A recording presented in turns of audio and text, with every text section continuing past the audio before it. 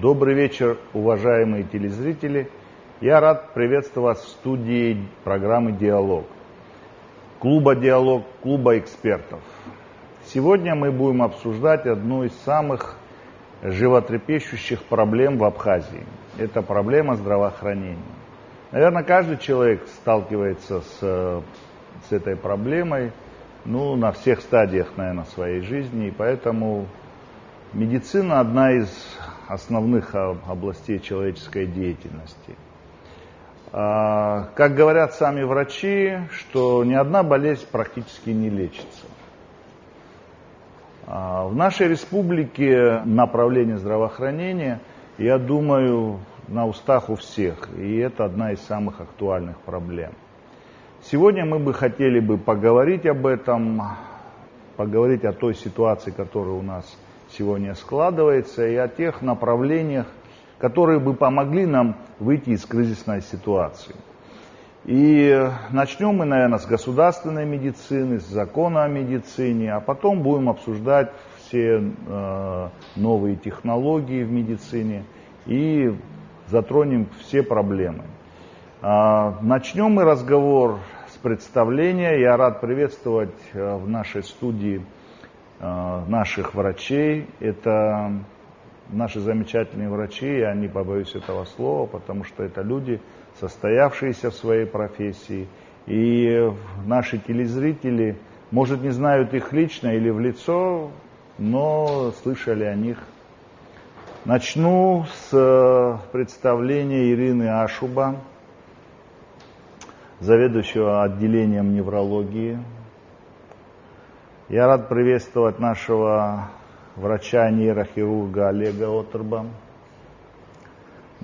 Представлять Руслана Смыр, наверное, не надо, его наши телезрители хорошо знают. Он врач-хирург. Хочу представить Георгия Воуба, хирурга. Хочу представить Батала Кация, врача-онколога. Также у нас в студии сегодня присутствует два молодых врача, которые также уже известны нашим жителям. Это Нар Тания, хирург-стоматолог, и Азамат Хибба, врач-педиатр. Я думаю, вы также будете активно принимать участие в нашей дискуссии, но в формате нашего клуба «Диалог» есть взгляд со стороны, и этот взгляд для нас тоже очень важен. Переступим к нашему диалогу. И здесь я бы хотел сказать, что, честно говоря, для меня было открытие, готовясь к передаче. Я всегда имел такое представление, что частная медицина – это та медицина, которая, в принципе, решает все проблемы здравоохранения. Но, почитав статьи в умных журналах, я понял, что именно государственная медицина одна из самых успешных. Да? И, например, на примере кубинской медицины и ряда других. Вот какое сочетание, какое направление Абхазия должна выбрать в этом, потому что у нас идут дискуссии, платная у нас медицина, бесплатная, государственная она. То есть у нас очень много вопросов у населения, многие считают, что у нас государственная медицина, но по факту она становится платной. Поэтому самый основной вопрос, какая у нас медицина? Изначально это вопрос был поставлен, все-таки приоритетом должна быть какая медицина, государственная или частная, правильно? А вы как думаете, когда прожиточный минимум в Абхазии около $150, какая медицина должна быть приоритетной? Конечно, государственная. Медицина должна быть в стране бесплатной. И флагманом в любом случае остается государственная система здравоохранения, это правильно. Если среди наших экспертов сторонники частной медицины, которые говорят, что медицина должна быть частной, или все-таки сегодня на самом деле медицина должна быть смешанной, частная и государственная? и в каких пропорциях она должна существовать. Частный компонент должен присутствовать, но не в том формате, чтобы это была всеобъемлющая медицина. Есть такие нозологии, которые просто в частном порядке не вылечить. Как правило, мы занимаемся, если это ургентная медицина, это сочетанные болезни. У больного может быть травма головы, всего туловища. То есть в частном порядке содержать и нейрохирурга, и травматолога, и хирурга, и всех остальных смежных специалистов в принципе невозможно. И необходимо же учитывать количество населения в стране. Это априори не может быть такого. Так, Руслан, ты что хотел? Иван, я думаю, вот если подходить к вопросу комплексно, в каком виде должно выглядеть в нашей именно стране, да, не беря примеры какие-то мировые. Почему? Потому что изначально нужно озвучить то, что бесплатной медицины в принципе не бывает. То есть каждое государство страдает от того, где взять финансирование на свое здравоохранение. В нашем случае, естественно, такая же проблема, и все проблемы вытекают от того, что недостаточно финансирования. Вот. Нужно определиться прежде всего, да, какое количество денег нужно для того, чтобы гарантировать определенный уровень здоровья населения. То есть гарант здоровья населения должен быть. Естественно, для нас это приоритетно, чтобы было государство, то есть бюджетная медицина. Но понимая, что даже на то 300 тысяч населения, которые у нас присутствуют, выйдет кругленькая сумма. И понимая, что наш бюджет не вытягивает эту сумму в сегодняшних реалиях, хотя вот сейчас озвучиваются совершенно другие цифры нашего бюджета в ближайшей перспективе, в этом случае вообще проблем не будет, на мой взгляд. Но, учитывая сегодняшние реалии, проблемы будут. И тут уже встает вопрос, что должно прийти в помощь государственной медицине. То есть, естественно, частный сектор, он должен быть, он будет конкурирующим звеном, да, прежде всего. Я понял, Руслан. Вот, например, вот я как со стороны государства, то есть я буду здесь задавать вопросы с каждой из сторон, да, то есть как частный предприниматель, который вкладывает в медицину, или как государство. Ну, вот одним из важных моментов, по которому я определил, что государственная медицина, она более эффективна, это то, что государство, имея, так сказать, всегда социальную нагрузку, она всегда пытается сократить свои расходы по медицине. И что она делает вот, для того, чтобы сократить? Она проводит диспансеризацию, да? Она на ранних стадиях, так сказать, определяет болезни для того, чтобы болезни были, то есть лечение было менее затратным. Ну, что касается, например, страховой, там система заключается в том, что чем более емко, финансово емко, значит, сама болезнь, там лекарства, затраты и так далее, то есть выгодно больницам, врачам, чтобы, так сказать, зарабатывать деньги. Поэтому государство здесь всегда будет делать так, чтобы, так сказать, проводить такие формы. Так как Куба является таким коллективным государством, социалистическим, где силен закон, оно заставляет как бы все население пройти и быть на учете, да, там невозможно устроиться на работе и так далее. То есть в Советском Союзе это тоже существовало. Поэтому, как вам кажется, вот с чего мы должны начать для того, чтобы понимать, что у нас есть определенные финансы, да, больше их на данном этапе быть не может. Мы, так сказать, у нас очень слабо развит реальный сектор экономики, который у нас не так много налогов, которые бы поступали бы в бюджет, и нам очень тяжело сегодня содержать в том объеме. Я считал, что для того, чтобы вот по российской статистике, что около 7 тысяч на каждого жителя бюджет должен выделять денег в год и эта сумма, значит, для здравоохранения. То есть если говорить о 240 тысяч, то это порядка 2 миллиардов там, государство должно выделять на зарплату, на лечение, на все остальное, на здравоохранение. Этих сумм в нашем бюджете нет. Вот тогда что же делать все-таки?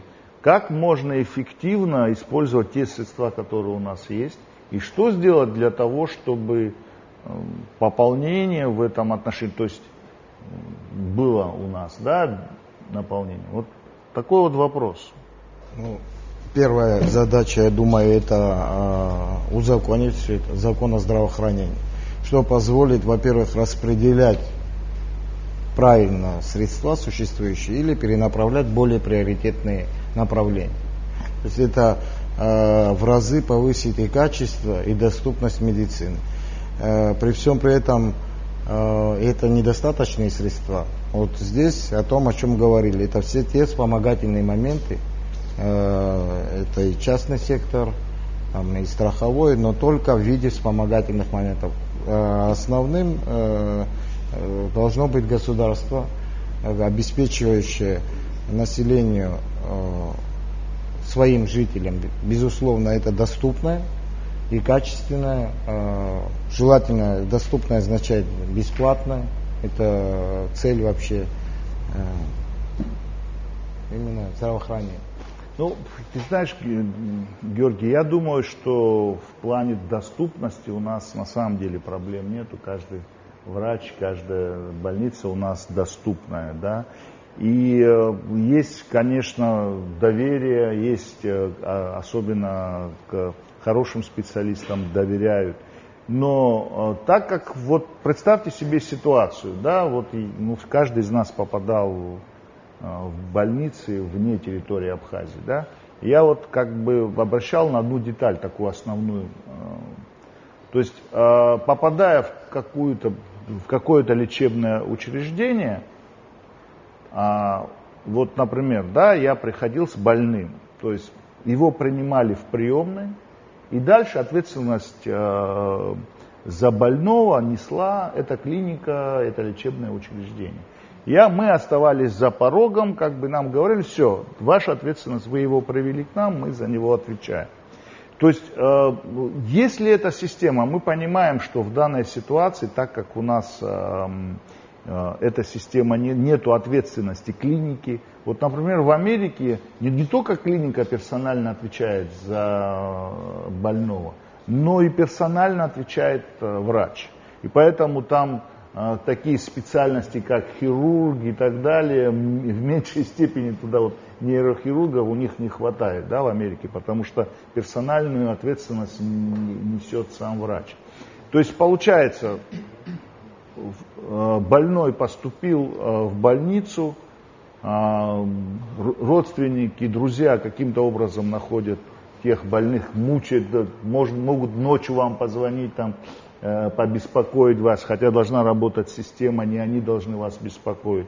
Они приводят врача, врач все, что может, говорит, и говорит, в конечном итоге вы принимаете решение, то есть родственники, да. Здесь они так из-за доверия или недоверия берут своего, так сказать, родственника и идут в правительство, говорят, дайте нам деньги на выезд, и эти суммы становятся огромными и непомерными. Вот система здравоохранения, это мне так кажется, это тогда, когда больной, попадая в лечебное учреждение, за него несет ответственность государство. Если мы говорим о государстве. Если его надо вывести, то МЧС должен обеспечить вертолет. Там, куда его должны провести, должны также наши представители государства встречать. Например, наше представительство в Москве или там в Краснодаре. Также они его должны там определить и так далее. То есть ответственность берет на себя государство.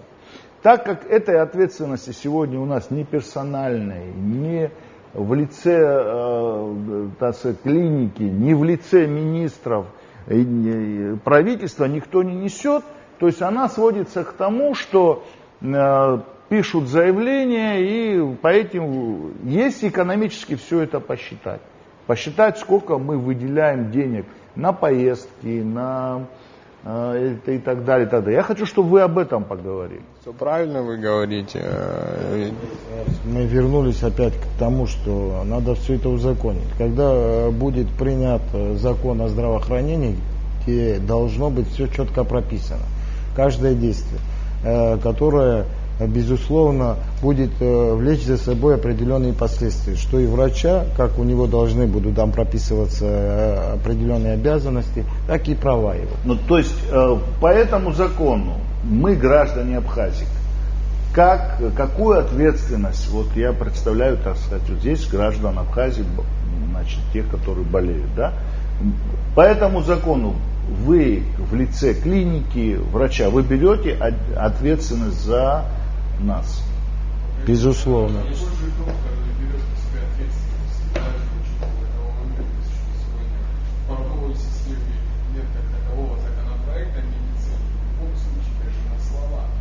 Сейчас мы так морально несем эту ответственность.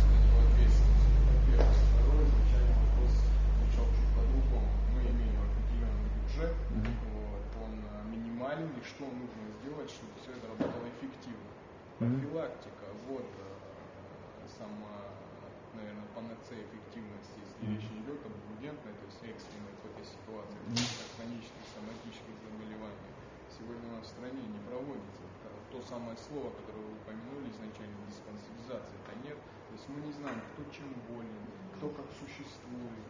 Помните, в ходе диалога изначально было сказано, прожиточный минимум сегодня в Абхазии $150. Вы сможете прожить месяц за $150? Я точно не смогу. Средняя зарплата врача сегодня в Абхазии это около $250, понимаете? Да. Больной. Как человеку, допустим, который живет в городе, в районе, у которого нет какого-то стабильного дохода, за $150 прожиточного минимума еще как-то организовать себе дорогостоящее лечение. Я себе не представляю, потому медицина должна быть структуризирована в любом случае.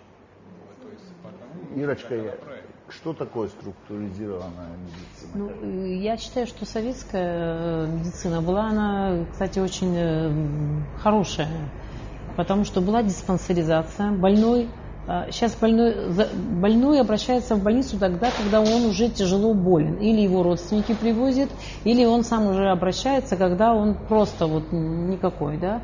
А надо, чтобы диспансеризация была, то есть поликлиника, больных должны, вообще население должны обследоваться раз или два раза в год, их должны брать на учет.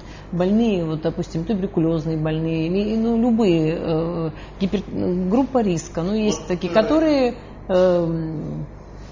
впоследствии могут быть... Сказать, чтобы население этого не хотело, мы тоже не... Помните, недавно, по-моему, не так россияне проводили диспансеризацию? Ну да, так они с удовольствием ходили. И с удовольствием люди ходили. Значит, у нас, если сказать, что люди не хотят этого, мы не можем. Да? Люди другое этого дело, хотят. что пользы не было от этой диспансеризации. Вы тоже, так сказать, не против этого, наоборот, да, конечно. да? Иван, если можно, я в двух словах тогда скажу. Опять же, приходим к тому, что нам нужно определиться, кто финансирует все это. Понимаете? То есть, если мы говорим о том, что нет денег, да, то есть, если у нас нет 2 миллиардов на содержание здравоохранения, то надо определиться, уже сказать населению, что у нас не может быть реально бесплатной медицины, понимаете? То есть, мы должны ограничить, уже непосредственно сказать, что у нас вот эта часть будет платная, а вот эта бесплатная. А то мы будем опять крутиться на одном месте. Хорошо, тогда давайте изначально начнем с этого вопроса. Мы говорим о диспансеризации. Да. Если государство не заинтересовано в очередях по поводу выдачи денег на поездки в Россию, то она должна эту диспансеризацию поставить всех на учет, так сказать. Да. И народ тоже готов, да, например, России. Значит, что не хватает? У нас нету проекта, в котором мы можем предусмотреть в бюджете эту сумму и скажем, то, что вы раздаете, принесите сюда, вложите его в бюджет, и мы, так сказать, готовы. Из этой суммы, вот, честно говоря, вот в этом вопросе, который мы затрагиваем, для меня большая загадка. Вот эта вот система, по которой мы не можем сегодня определенным категориям врачей поднять зарплату, да? Мне объясняют это всегда тем, что если мы одним поднимем зарплату, то вот потом придут учителя, потом придут третьи, и поэтому у нас должна быть такая уравниловка. Вот для меня, честно говоря, это непонятно, потому что я понимаю это таким образом, что если вы на ранних стадиях, врачи, найдете болезни, то это сэкономит огромные средства. Почему часть этих не дать врачам в виде зарплаты? Да? Вот для меня это... Потом сказать, что вот, уважаемые учителя, для вас тоже мы найдем какие-то формы заработать. Назовите это бонусом. Да, бонусом, да. Вопрос, на самом деле, обсуждаемый сегодня, он непростой. Мне хотелось бы, в принципе, определиться с формулировками. То есть, когда вы употребляете слово здравоохранение и медицина, это два разных понятия. Вот. Медицина входит в понятие здравоохранения и составляет всего лишь 20% от здравоохранения. Медицина – это диагностика, лечение и реабилитация. А здравоохранение – это целый комплекс мер, то есть это и санитарно-гигиенические условия быта, труда, это чистая вода, еда, воздух и все прочее. То есть медицина – это достаточно небольшая часть здравоохранения. Здравоохранение – это очень большой комплекс мер. И принципиально надо для себя понять, как нужно относиться, да, к здравоохранению. Сейчас у нас принято считать, что это сфера услуг. Но учитывая ситуацию, которая у нас есть в демографии, с эпидемическими состояниями в плане различных заболеваний, вирусных, туберкулеза, например, да, ВИЧ-инфекции и так далее, у нас действительно происходит эпидемия. И если мы не поменяем отношение к здравоохранению, не изменим его статус и повысим его до статуса вопроса национальной безопасности, естественно, всегда это будет недолжным образом освещаться и недолжным образом будут к этому относиться.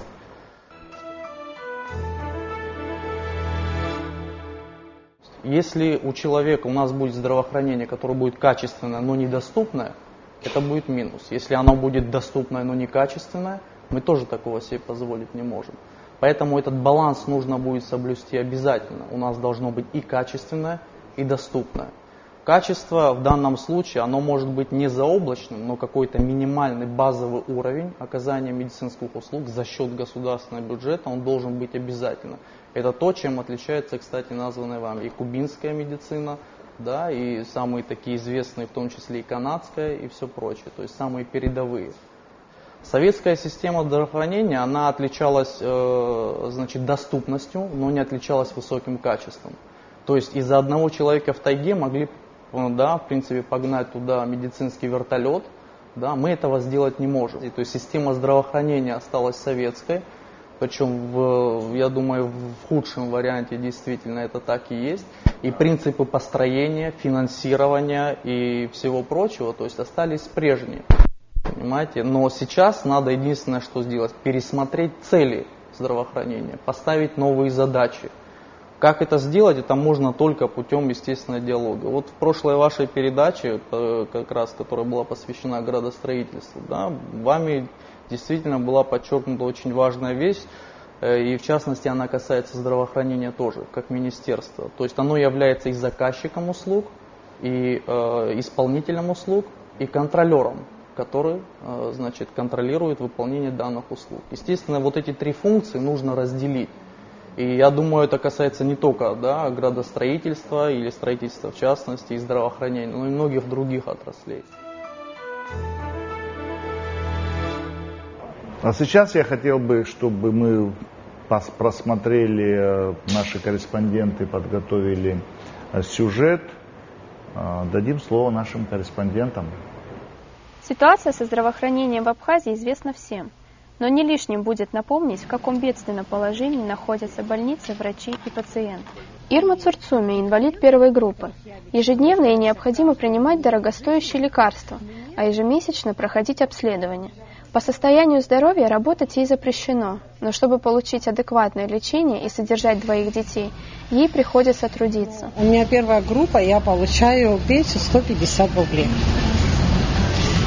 А я пошла в Минздрав, попросила самого министра, чтобы он мне оказал помощь. Однако Ирма Цурцуми не имеет права на льготы, которые хоть как-то могли бы обеспечить ее жизнь. С этой проблемой женщина справляется своими силами, но качество медицинского обслуживания, на ее взгляд, такого низкого уровня, что даже обеспеченный человек может остаться без экстренной помощи. Стало, я не знаю, вот плохо в 10 утра. В итоге мы дозвонились и вообще увидели врачей только к 7 вечера. И то с боем. Нам пришлось подключить главу администрации, зама главы администрации. Эта история произошла в городе Ткварчал. В Сухуми, по словам Ирмы, со скорой помощью проблем меньше, но для того, чтобы получить лечение в стационаре, необходимо иметь соответствующие документы, например, прописку. Мне вообще вот как бы первая помощь нужна, требуется прописка, требуется, чтобы я была ихней больной. То есть в итоге помощь оказывает только таким выходит. Помимо документов необходимо иметь деньги. Бесплатная по закону медицина в Абхазии по факту оказывается довольно дорогостоящей. Например, я пришла в городскую больницу к глазному врачу. У меня было направление. Мне зрачок расширили. Я пришла через полчаса. Осмотрели, мне сказали 700 рублей. Мне было, например, неудобно сказать, что у меня столько денег нету. Мне пришлось заплатить, потому что, значит, таковы законы. А платят пациенты за бесплатные услуги только потому, что по-другому не могут существовать врачи. Зарплата размером в 5000 рублей, которую получают доктора больниц, едва дотягивает до прожиточного минимума. Когда врач получает 5000 рублей, и, допустим, у него 2-3 детей, возможно ли на эти деньги, допустим, прокормить семью? Возможно ли, допустим, оперировать и думать о том, что же мой ребенок сегодня поел? Добровольно-принудительные взносы, которые пациенты делают прямо в карман врачу, по словам Анри Шоу, единственный способ прокормить семью. Если, конечно, кто-то за свой труд, какой-то больной тебя отблагодарит, ты не будешь сопротивляться, потому что источник дохода у нас только один у всех здесь присутствующих. Мы другого ничего не умеем, мы умеем только то, чем занимаемся. И, естественно, если я получаю 5000 рублей, у меня голова будет забита не медициной, а совершенно какими-то другими посторонними вопросами. Тем не менее, положительные преобразования в абхазской медицине есть. Например, после ремонта в республиканской больнице появились отделения и, самое главное, приборы, о которых врачи и пациенты могли только мечтать. У нас стоит аппарат для дистанционного дробления камней на различных уровнях мочевыделительной системы. Это дистанционный аппарат. Но не все приборы, что установлены в республиканской больнице, используются эффективно. Причин на это множество. Закуплено 3 года назад дорогостоящее за многие миллионы рублей оборудование. А вот чтобы запустить это оборудование, необходимы расходные материалы, реактивы и все прочее. Эти реактивы мы в течение 3 лет ждем вообще. Именно поэтому зачастую пациентов из Абхазии направляют на лечение в Россию.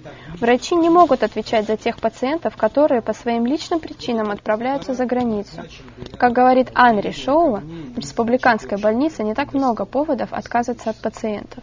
Считанное количество раз мы были вынуждены отправлять больных, и то не из-за того, что мы чего-то не умеем или не знаем, да, а из-за того, что у нас не было соответствующего инструментария. Что касается кадровой проблемы, то, по словам заместителя главврача республиканской больницы, она существует, но в последние годы все больше молодых специалистов возвращаются после окончания обучения на родину и пополняют ряды абхазских врачей. В будущем хочу стать хирургом абдоминальным. Собираетесь вернуться здесь работать? Конечно, обязательно после учебы вернусь на родину, буду работать. Как видно, прогресс в абхазской медицине есть. Есть подвижки и в технической, и в кадровой части. Но абсолютно потеряно доверие пациентов. Каждая из проблем, которые озвучивали наши респонденты, требует комплексного подхода. Только вот кто и с какой стороны должен к ним подходить? Ольга Джонова, Юлия Козлова, студия «Диалог». Общий фон недовольства людей всем понятен, да, и что вы все-таки скажете? Вот. как сбить этот вот общий фон, как решить этот вопрос? Сегодня в абхазском обществе, к сожалению, по-моему, стало модно медицинский конгломерат рассматривать как каких-то иммобиляров. Это неправильно. Вот. Мы также являемся частью общества, частью социума.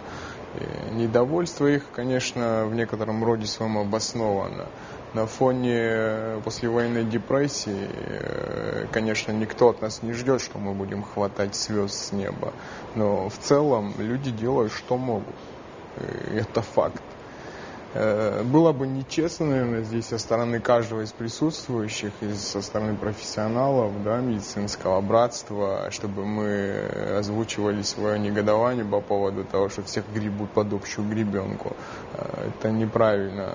Это как у мушкетеров, один за всех и все за одного. Ну, по крайней мере, от меня исходила бы личная просьба людям, которым мы помогаем ежедневно, ежечасно, ежеминутно, чтобы они были более толерантны, наверное, так. То есть не было такого, и, по крайней мере, я таких не знаю, своих коллег, которые сказали бы: нет, мы вам не поможем. Такого в Абхазии нет. В силу того, что мы имеем особую ментальность, в силу того, что мы воспитаны по-особенному, да, в конце концов, мы абхазы, наверное, именно так и прозвучит мое обращение к нашему народу. Вот у нас очень большие вопросы возникают по поводу кадров, да, по поводу руководителей наших объектов лечебных. Да. Правильно не происходит, нужна ли там ротация, и вообще кто должен быть руководителем учреждения, как должны происходить вот эти вот вещи, которые касаются конкурсности вот на эту должность или не должность. То есть вот как вы, просто есть, ну, например, разные точки зрения, что вы скажете по этому поводу? Потому что и реформы, изменения несут с собой люди, да? Если какая-то часть людей, которая сегодня у руля нашей медицины все устраивает, значит, они ничего менять не будут. Что касается именно управленцев, то есть во всех передовых, например, да, странах, применяется в том числе опыт, когда руководителем лечебного учреждения является вообще не врач. То есть врач в данном случае выполняет функцию заместителя по лечебной работе, потому что врача именно с системой образования советской, он в принципе проходил предмет, который называется организация здравоохранения, но как правило, высоких профессионалов, значит, из этого не выходило, если они не обладали только каким-то личным талантом. Поэтому один из опытов, это когда, что касается обеспечения клиники, всяких договоров и все прочее, всяких таких технических вещей, скажем так, да, то есть и в принципе врач может быть тут не задействован вообще. То есть, это один вариант. Да, один вариант. Но мы сейчас говорим о государственных, да, учреждениях, где система существует назначение.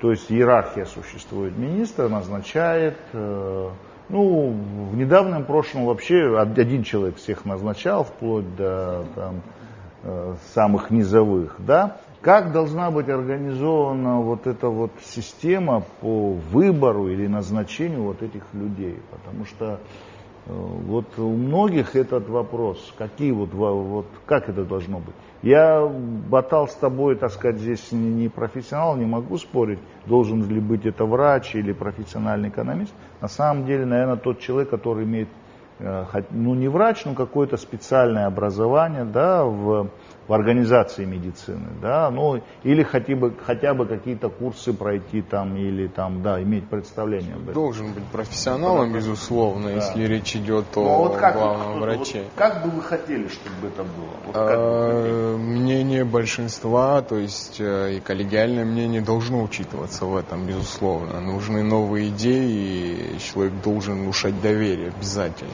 То есть давайте я вот так остро подойду к вопросу. Мы же хотим. Вы же услышали, да. Коллегиальность, то есть должны коллегиальное, быть, вот, например, республиканская больница. Да. Должны быть выборы главврача. Если будет на то необходимость, почему бы и нет? Как вы считаете? Есть ли спорт здесь? Есть вы ли знаете, здесь? Директор, да, вот как... Но не имеет места быть назначить директора в Абхазии. если говорить конкретно о республиканской больнице, Да. если мое мнение спрашивать, я скажу именно свое мнение, да, то есть этот человек должен прежде всего профессиональный, да, в своей области. То есть он должен, в этом никаких сомнений не должно быть. Определенное количество лет выслуги, да, коллективная поддержка обязательно.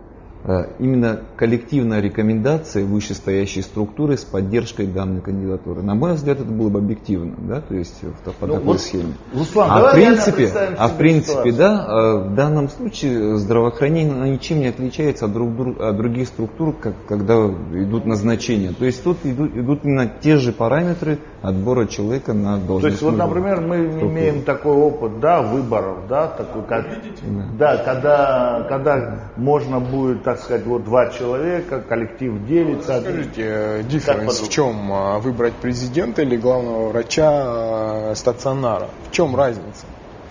Ну, я не знаю, в чем разница. Разницы нет. Разницы Фишка в том, что нет разницы. Мы говорим о том, что вот на самом деле... Нужен вот профессионал. То есть доверие должно быть, и человека должно, конечно, коллегиальное большинство поддержать. Не придет ли это к расколу, например? Вот одна часть больницы будет за одного кандидата, другая часть больницы за другого.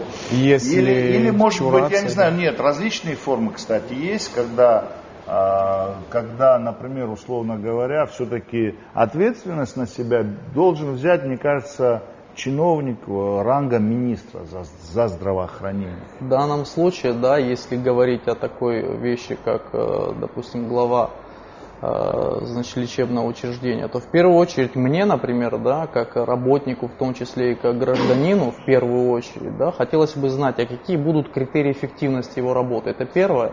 То есть как мне оценить, он хороший или плохой в работе. И второе, а какие, если он плохой, какие есть способы для того, чтобы, да, поменять его на другого, при этом не ожидая бесконечно длительного времени. Это второй вариант. То есть второй критерий, да.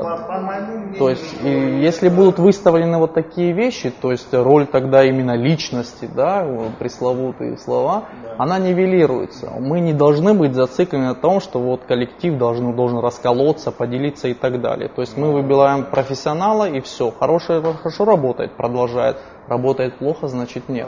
Я бы хотел поднять такой вопрос, который волнует все сегодня общество. Мы как бы находимся на перепутье, и многие задают вопрос, в каком направлении мы будем двигаться, да, какую экономику создавать, какое здравоохранение у нас будет. И сегодня на самом деле вот о судьбах государства, о судьбах нации всегда на эти вопросы, чаще всего раньше отвечали писатели, поэты, философы, которые направление давали. Но современный мир, 21 век, изменился в этом плане ситуацию, потому что, я думаю, сегодня ответственны за судьбу народу не только люди, так сказать, творчества, но и врачи, и экономисты, бизнесмены. То есть сегодня изменяется ситуация.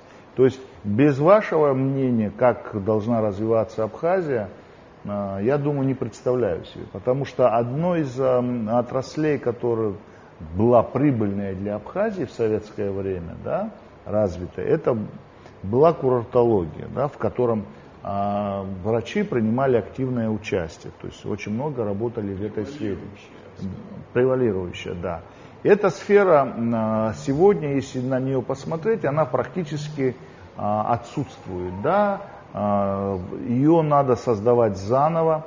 И в этом отношении у нас, конечно, есть примеры, где медицина стала прибыльной отраслью. Это Израиль, это Германия, это Швейцария. Но они зарабатывают на другом, да, то есть они зарабатывают на высокотехнологичной медицине, на высоких технологиях. Естественно, что в Абхазии трудно себе представить, что это у нас будет. Да, в ближайшее время, извините, в ближайшее время. Все может быть, да, в будущем. Как вам кажется, сможем ли мы, увидим ли мы будущее Абхазии в том, что вот эта отрасль курортологии, когда люди приезжали поправить свое здоровье, имеет ли она будущее?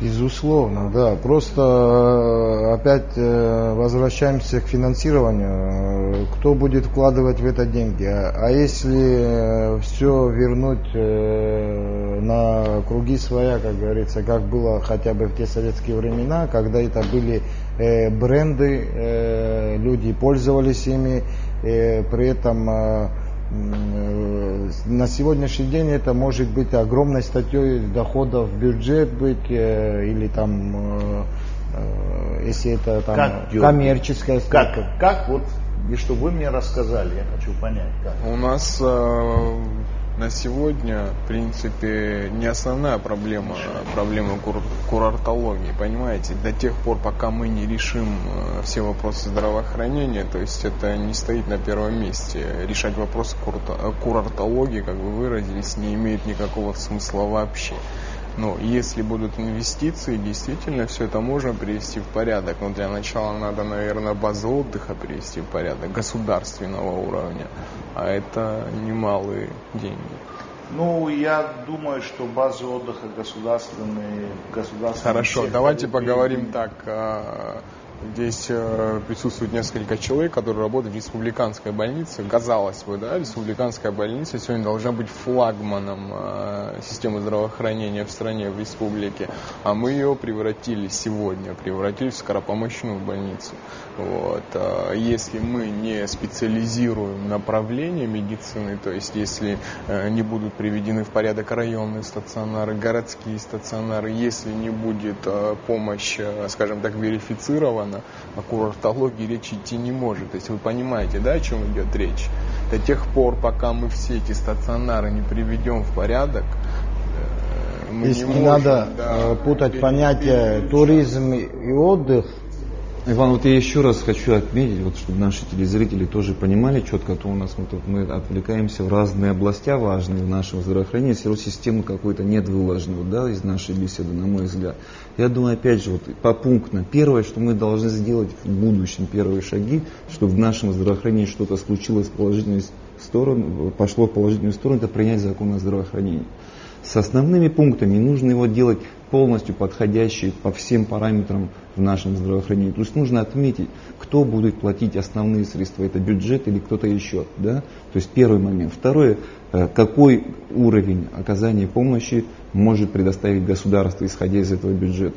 Далее, какие должностные обязанности и так далее у работников здравоохранения и разрешение спорных вопросов, то есть все остальные юридические моменты. Да? Вот эти 4 пункта основные, которые могут сдвинуть с места наше здравоохранение. Это первый момент. Вторым моментом хочу еще сказать то, что наше здравоохранение сегодня так сформировано, оно и потому требует к себе больших средств.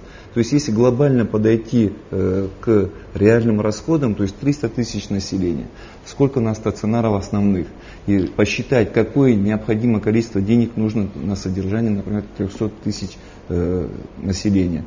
И исходя из этого, опять же, каждый наш стационар нагружен амбулаторной помощью. У нас нет ФАПов в селах, у нас нет связующих моментов, да, то есть все подряд идут в республиканскую больницу. Естественно, в ней будет много расходов.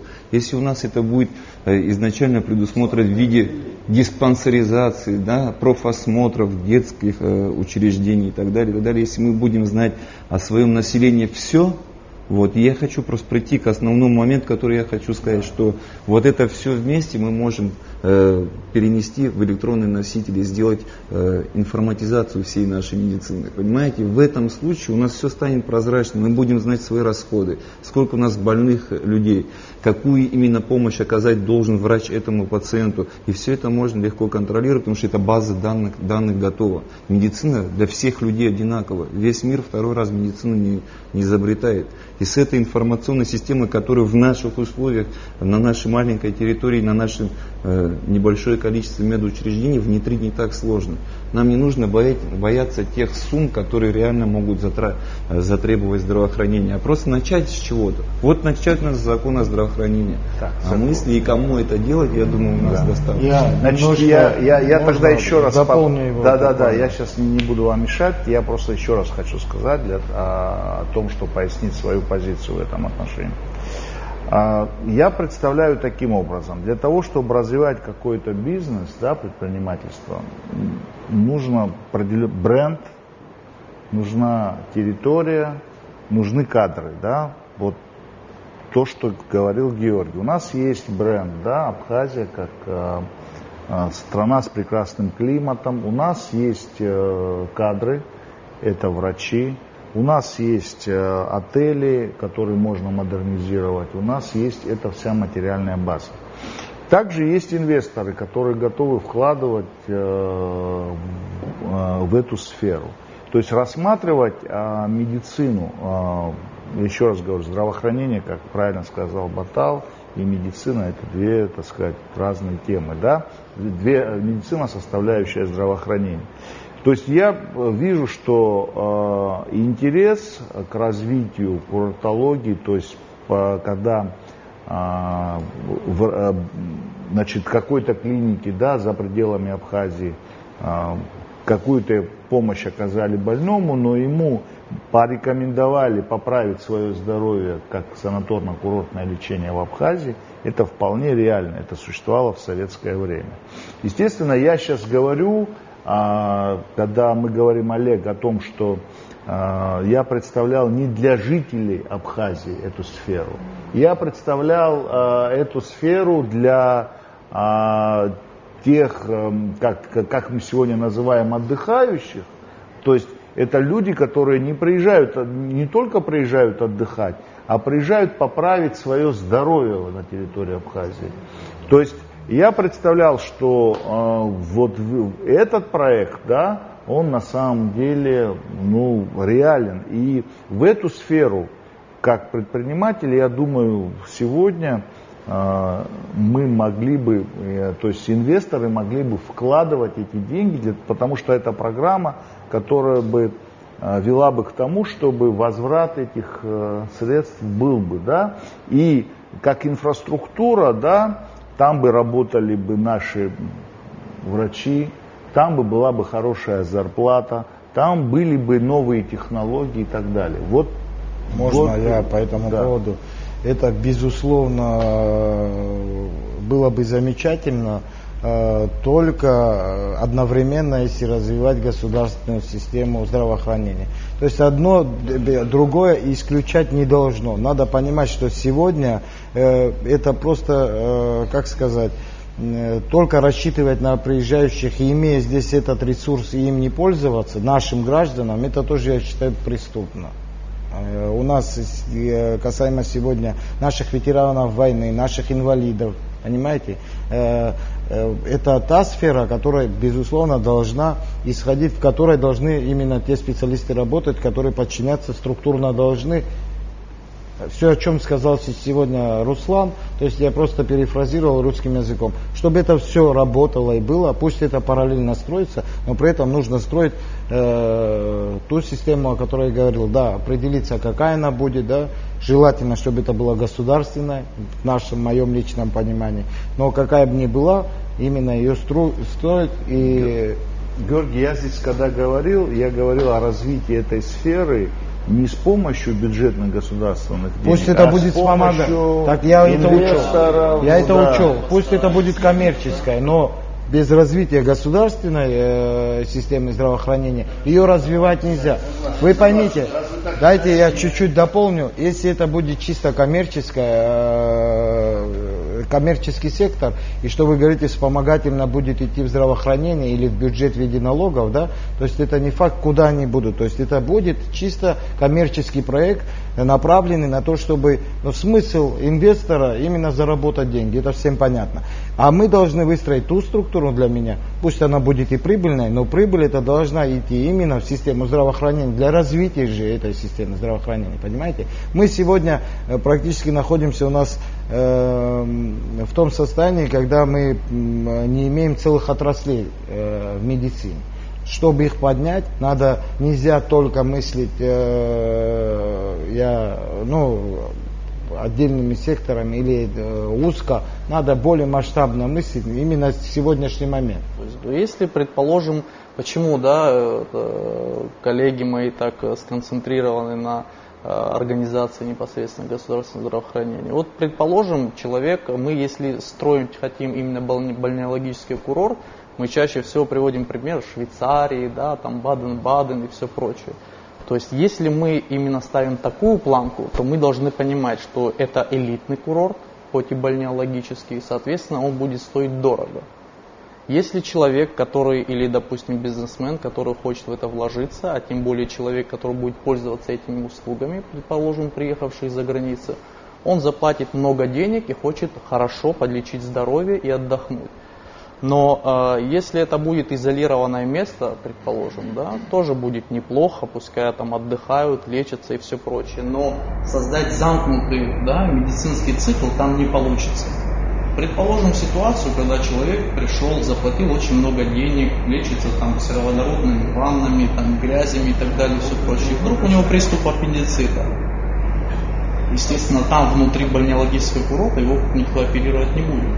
И если человек, который очень богатый, приехал, заплатил много денег, и за ним не вовремя потом приехала скорая, и по дороге он умирает от аппендицита, из-за того, что наша система здравоохранения здесь не будет выстроена так, как нужно, во всяком случае базово, естественно, никто сюда не приедет. Поэтому, если мы говорим без создания своей системы здравоохранения, мы должны понимать, что на элитный курорт тогда рассчитывать не придется. Да, можно, конечно, и без вкладывания в свою систему, но тогда много денег не заработаешь. Будет ли это интересно инвесторам? Честно говоря, не знаю. Но использовать это как частный сектор обязательно нужно. У меня сразу сложились здесь ассоциации, которые на самом деле, я с вами полностью согласен, в том отношении, что если ты хочешь создать прибыльное предприятие, какой-то завод, то инфраструктура к нему должна быть выстроена. То есть к нему должна быть дорога, хороший. В том, что курортология, она является частью системы здравоохранения. Что такое система здравоохранения? Она характеризуется мерой социальной, экономической, санитарно-гигиенической, медицинской, политической мерой. И она направлена на сохранение физического, психического здоровья человека. И она же направлена на оказание медицинской помощи, если этот человек заболеет. Допустим, мы развили курортологию, как сказал Батал, хорошую, но при этом госучреждения у нас остались в неудовлетворительном состоянии. Но все же это взаимосвязанные компоненты, понимаете? То есть приоритет государства — это в первую очередь государственные, муниципальные учреждения. Вы знаете, у меня такой очень позитивный вывод после нашей такой небольшой дискуссии, что если государство вложит в систему здравоохранения, а потом разовьет система бальнеологической курортологии, то есть эта сфера начнет со временем приносить хорошие прибыли. Может стать вторым Израилем. Как и было. Очень хороший вывод, я очень доволен. Как и было. В советское Причем время первоначальные вложения в здравоохранение большие, понимаете, Иван, в чем проблема? Они пугают первоначально, но они с каждым годом будут улучшаться, потому что... Если заказчик будет государство, если заказчик будет государство, оно цель государства именно на предотвращение заболевания, где будет тратиться меньше денег. Эти деньги, которые остаются, можно перенаправить, понимаете? То есть уже перенаправить на те же нужды здравоохранения или на развитие других отраслей. Моменты, а мы утверждаем, что денег в бюджете нет. Давайте посчитаем, кто сколько больных отправил. За прошлый год по квотам, так будем это называть, на ВМП, высокие медицинские технологии, с моего отделения, с нейрохирургии, в частности, свыше 100 человек уехало. Значит, в среднем суперспециализированная помощь таких больных обходится от 500 до 1,5 миллиона, это если минимизировать расходы. Примерно, прикинем, 1,5 миллиона умножить на 100. Так это только нейрохирургические больные. Или Батал не отправляет онкологических больных. Деньги есть, они есть. То есть, просто нужно их правильно. Возвращаясь к началу, перенаправить. Тот закон о здравоохранении даст возможность перенаправить, расставить акценты, как нужно распределять деньги, что нужно приоритетно из направлений развивать больше или меньше. Понимаете? Да, а дальше, когда уже вся система встанет на рельсы, там уже можно, поверьте, дать и волю мыслям. Обсуждая моменты, которые мы тратим деньги, отправляя больных. Допустим, речь идет о ВМП в частности. Почему ВМП не оперируют в Абхазии? Да, господи, все мы, что российские доктора, что мы все прошли ученики российской, да, школы, как говорится, грубо говоря. Так мы же не говорим, что мы это не можем или не умеем. Просто пальцем сделать это нельзя. И если нас оснастить, допустим, мы вложим там, в ту или иную систему здравоохранения, в частности медицину, да, определенные дивиденды, вот, допустим, если речь идет только сугубо о нейрохирургии, к примеру, грубо говоря, если оснастить это отделение, часть больных не уедет. Вот за год, если мы отправляем 100 больных, лечение каждого, пусть будет всего 500 тысяч. Так это же получается колоссальная сумма. Если бы эти деньги вложить в это отделение, обучить людей, может быть, первое время привлечь со стороны специалистов, следующий год мы уже сэкономили, вы представляете, какую сумму? И так каждое отделение, каждую узконаправленную специальность. То есть очень, есть же в этом смысл. Да, очень, я думаю, доходчиво, очень интересно. Более того, я еще хочу добавить, я считаю, нужно развивать и вкладывать свои кадры. Именно в формировании, воспитании кадрового потенциала нашего. То есть он у нас хороший. Единственное, и это меньше затрат даст, можно привлечь массу специалистов не только откуда угодно. Я думаю, желающих будет много, чтобы не просто приезжали, оперировали здесь, зарабатывали какой-то капитал для себя, а именно проводили, именно занимались тем, чтобы обучить специалистов именно в тех областях, в которых мы сегодня хромаем, да, или довести до определенного уровня. Касаемо высоких технологий, о которых вы говорите, некоторые вещи у нас там, благодаря отдельным людям, вот Руслан, слава богу, один из первых, которых внедрил и много лет это делает. Но благодаря нашей неосвещенности мы об этом тоже не знаем. Мы вровень идем по данной тематике, чем он занимается, вровень с развитыми государствами. Причем и это можно сделать. Я не говорю о специализированной высокотехнологичной помощи, как имплантологии или что-нибудь еще такое, которое для нас просто бессмысленно и нерентабельно, потому что у нас будут меньше больных, чем обслуживающий персонала, то есть в год. Поэтому нужно развивать кадры и, безусловно, почему в приоритете государственная система, она заинтересована именно в воспитании своих кадров, опять-таки минимализировать затраты на них. Страховая и любая другая коммерческая, еще раз, для нее болеющие люди – это финансы.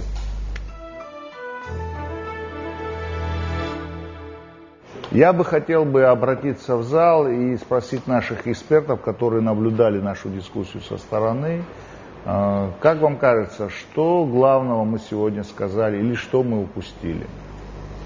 Очень интересный был разговор. Много, конечно, трудно сказать, какое главнее, потому что все очень важно. Но одно из главных, то, что мне запомнилось, это разделение полномочий между оказанием медицинской помощи заказчиком и исполнителем. То есть это очень важно, разграничение полномочий на уровне министерства и, естественно, главврачей больниц и медицинских учреждений. То есть если мы законодательно найдем гармоничный и правильный способ разграничения полномочий между заказчиком, исполнителем и контролером медицинской помощи, то мы на всех уровнях медицинской помощи получим это правильное распределение от Министерства здравоохранения, заканчивая районной больницей, вот эту систему, как нам расписать законодательно. какие есть права и обязанности у заказчика, у исполнителя, у контролера. Вот это вот важный момент, который как бы вот нужно в дальнейшем в законодательстве отразить. Вот так. Спасибо. По поводу закона о медицине, о здравоохранении, так как сейчас мы его не имеем, имеем в качестве проекта некоторые люди, да, отдельные личности, но его в любом случае надо реализовать. Это нам позволит преодолеть, особенно нашим телезрителям, нашим больным, которые обращаются в больницы, в разные лечебные учреждения, различные сложности, связанные и в регистратуре, и связанные с приемом врача и так далее. Им порою, вот этим больным, некому жаловаться, так как врач не оказывает им должного внимания. По разным причинам. Есть врачи, к сожалению, которые, не учитывая чаяния больного, из-за количества обращенных к ним больных, обращаются к ним, как вам сказать, халатно и быстро. То есть быстро принимают и быстро отпускают. Тогда, когда люди говорят, мы хотим, чтобы нам оказывалось должное внимание, чтобы продиагностировали, рассказали, как принимать лекарства. А из-за, например, количества обращенных больных, врач пытается как можно больше пропустить себя через объем. То есть качество уменьшается из-за большого количества. Вот эти все моменты должно регулировать Министерство здравоохранения. Сейчас такого нет, потому что нет четкого закона. Поэтому я считаю, что первоочередная задача — это закон о здравоохранении, который нужно принимать. Оттуда и пойдет развитие балнеологических курортов и привлечение инвесторов. Инвестор когда сюда придет? Когда он увидит крепкую законодательную базу, когда будут гарантированы ему, то есть вложенные средства, гарантировано, что он их получит обратно и будет спокойно дальше зарабатывать. Это бизнесмены, без этого никак. Спасибо.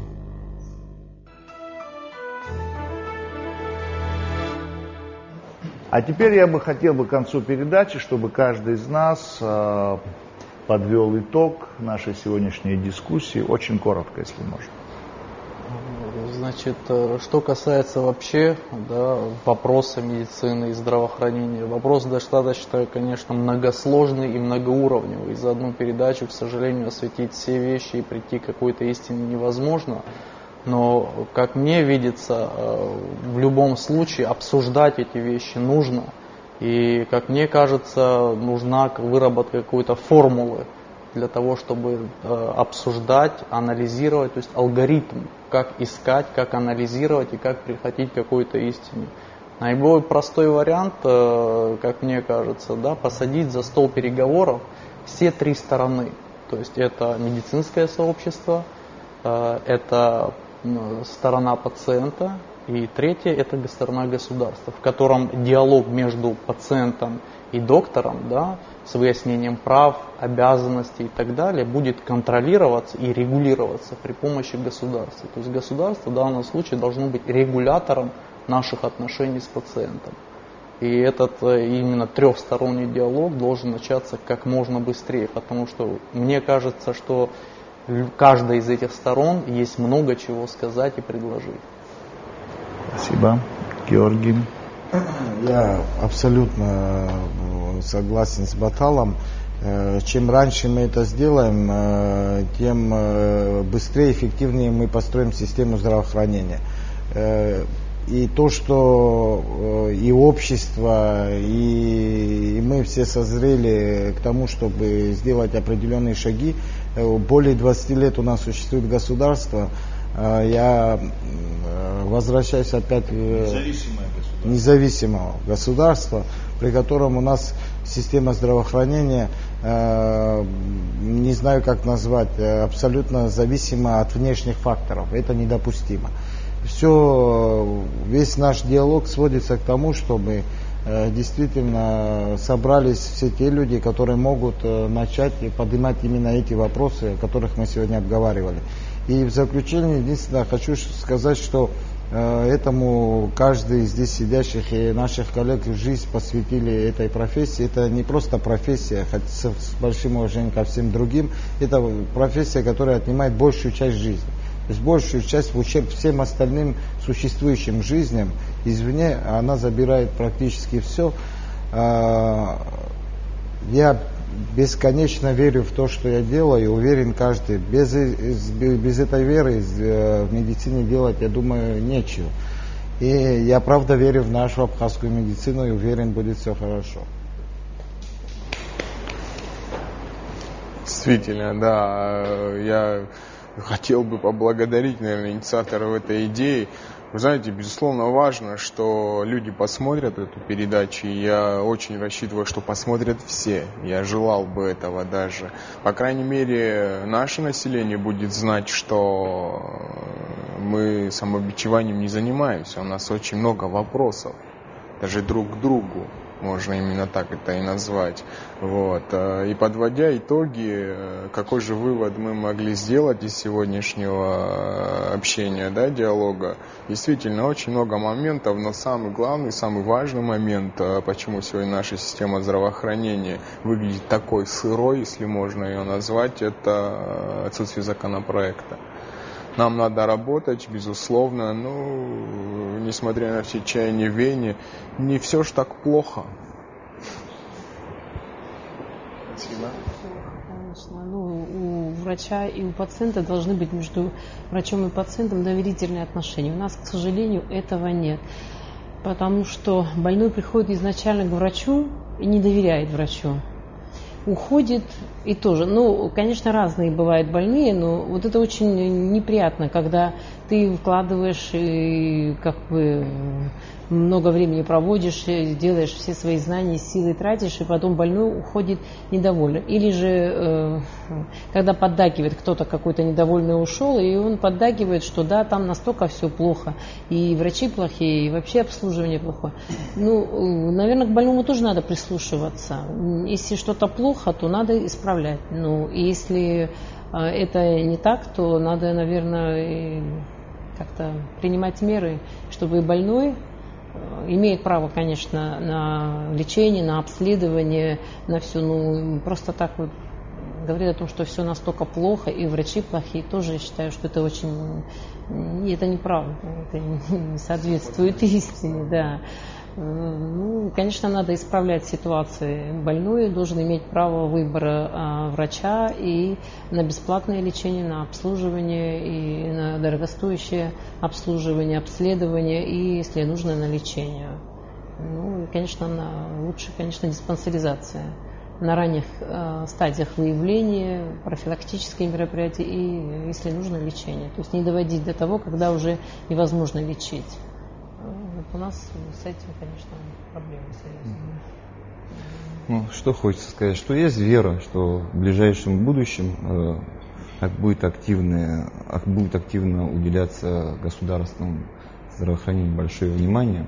И эта вера не без основания. Почему? Потому что я имел возможность в течение 2 лет на площадке Агуисера знакомить наших граждан с тем большим количеством кадрового потенциала, который реально сегодня и при нехватке, но он существует и есть, и те кадры, которые реально выполняют на местах свои обязанности, свои функции и достаточно качественно. Хочу отметить, что все то образование, которое имеют наши сегодня специалисты, мы получили там же в России. У нас нет нашей абхазской медицины. Мы все ученики, скажем, российской школы медицины. И оно здесь прививается. Проблема в чем? Нужна система, нужен закон о здравоохранении. Опять же, подытоживая, обязательно обозначив основные приоритеты, а потом, делая поправки, привести наше здравоохранение к совершенству. Спасибо всем. В конце я бы хотел сказать, что это направление, как система здравоохранения нашего народа, это одна из приоритетных для нашего государства.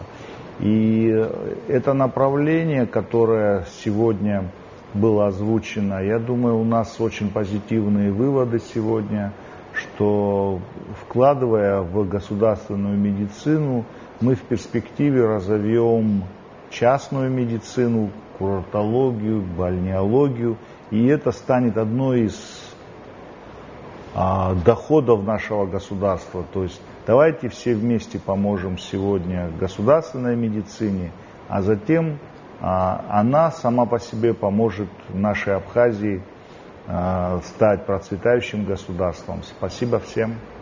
Спасибо.